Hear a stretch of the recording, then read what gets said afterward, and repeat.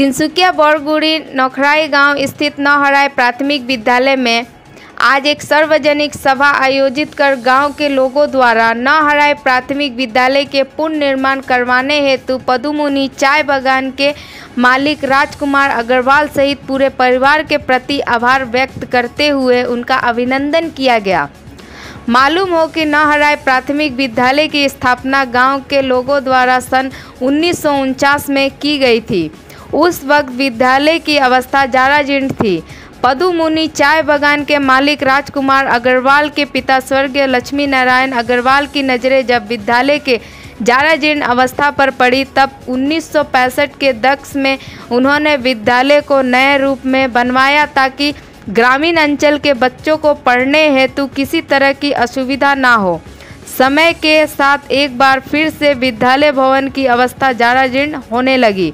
अब की बार स्वर्गीय लक्ष्मी नारायण अग्रवाल के सहयोगी पुत्र राजकुमार अग्रवाल आगे आए एवं उन्होंने पूरे विद्यालय भवन को नया रूप दे डाला, जिसके लिए आज गांव के लोगों ने सभा आयोजित कर पूरे अग्रवाल परिवार के प्रति आभार व्यक्त करते हुए उन्हें सम्मानित किया।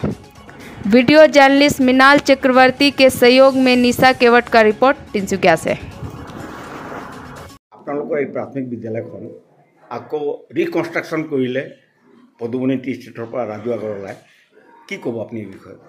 হয়, আমি বিদ্যালয়ৰ তৰফৰ পৰা পদুমনি চাহ বাগিচাৰ কৰ্তৃপক্ষক আন্তৰিক অভিনন্দন জনাইছোঁ। 1949 চনত স্থাপিত হোৱা নখৰাইৰ প্ৰাথমিক বিদ্যালয়খনে 1985 চনত তেখেতসকলৰ পিতৃ পিতামহসকলে বিদ্যালয়খনৰ গৃহটি নিৰ্মাণ কৰিছিল। আজি 2024 চনলৈকে এই বিদ্যালয়খনে অতিবাহিত কৰাৰ পাছত বিদ্যালয়খনৰ গৃহটোৰ কিছু গলি যোৱা অৱস্থা দেখা পায় তেখেতসকলে নিজে আগবাঢ়ি আহি 24 চনত পুনৰ কনষ্ট্ৰাকশ্যন কৰিলে। বিদ্যালয়খনে পুনৰ নতুন ৰূপ পালে। এই বিদ্যালয়খনৰ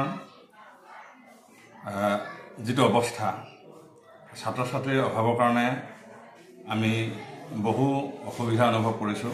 ৰাইজকো এই ক্ষেত্ৰত আমি তেখেতসকলৰ সন্তানসকলক এই বিদ্যালয়তে অধ্যয়ন কৰিবলৈ দি বিদ্যালয়খনৰ সুদূৰ ভৱিষ্যতটো আৰু সুন্দৰ ৰূপত গঢ়ি তুলিব বুলি মই আশা কৰিছোঁ।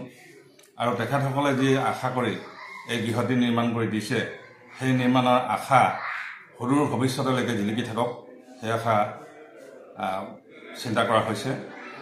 আৰু অনাগত ভৱিষ্যতত বিদ্যালয়খনে নিশ্চয় এটা সুস্থ শৈক্ষিক পৰিৱেশ, শৈক্ষিক বাতাবৰণ গঢ়ি তুলিব।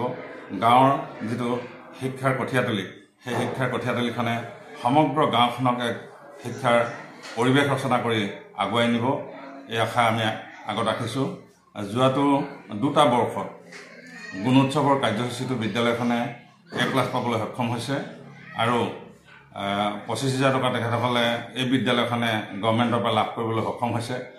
তাৰপিছতো ছাত্ৰ ছাত্ৰীৰ সংখ্যা কমি যোৱাত আমি কিছু দুখ পাইছোঁ। আচলতে আমি শিক্ষকসকলে আজি ইয়াত আছোঁ, কালিলৈ হয়তো আমাক ট্ৰেন্সফাৰ দিব, আমি তালৈ গুচি যামগৈ, কিন্তু বিদ্যালয়খনৰ যিটো ভেটি, এই ভেটিটো গাঁওখনত সদায় দিনলৈ থাকি যাব।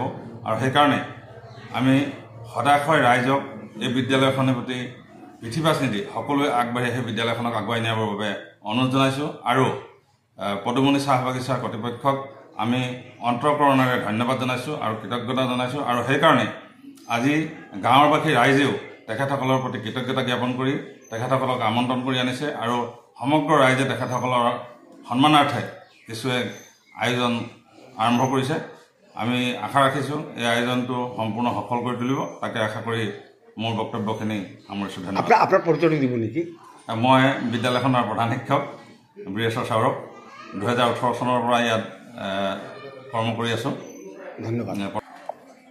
আপুনি এই গাঁৱৰ গাঁওবুঢ়া, এই বিদ্যালয়খন জহিক হৈ গৈছিলে, আকৌ পুনৰ নিৰ্মাণ কৰি উঠালে পদুমনি টি ষ্টেটৰ ৰাজকুমাৰ মোদী ডাঙৰীয়াই, কি ক'ব এই বিষয়ত? মই ধন্যবাদ জ্ঞাপন কৰিছোঁ পদুমনি চাহ বাগিচা স্বত্বাধিকাৰ বৰ্তমানৰ ৰাজুৱাগৰ আৰু বিবেক অৰুণাদেৱক। তেখেতলোকে আমাৰ গাঁৱৰ লগত সঘনাই আজা আছে। আমাৰ গাঁৱৰ লগত যি কেঁচা চাহপাতৰ সেইবিলাকো গোটেইখিনি ব্যৱসায় আমাৰ গাঁৱৰ পৰাই হয়।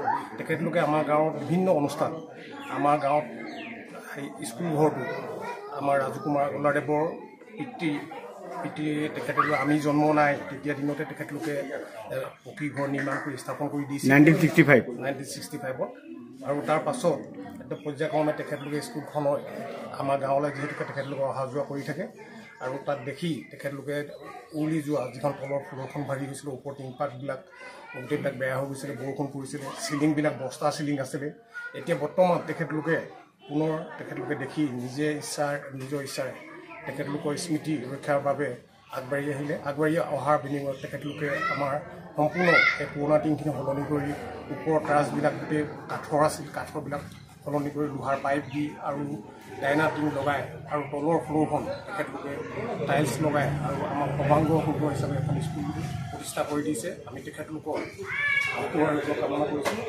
আৰু ভৱিষ্যতে যে আমাৰ নখাই গাঁওখনৰ বিভিন্ন দিশত তেখেতলোকে একেই পথৰে যাত্ৰী বুলি তেখেতলোকক আমি ধন্যবাদ জ্ঞাপন কৰি মই ক'বলগীয়া আপুনি ইয়াতে আপোনাৰ পৰিচয় দিব নেকি পৰিচয় আপোনাৰ মোৰ শ্ৰী হিৰণ্য বৰুৱা মই নখাই গাঁৱৰ গাঁও প্ৰধান মোৰ এৰিয়াটো পদুমণি চাহ বাগিচাও মোৰ এৰিয়া পৰে নখাই চাহ বাগিচা আৰু আমাৰ নখাই গাঁও ধন্যবাদ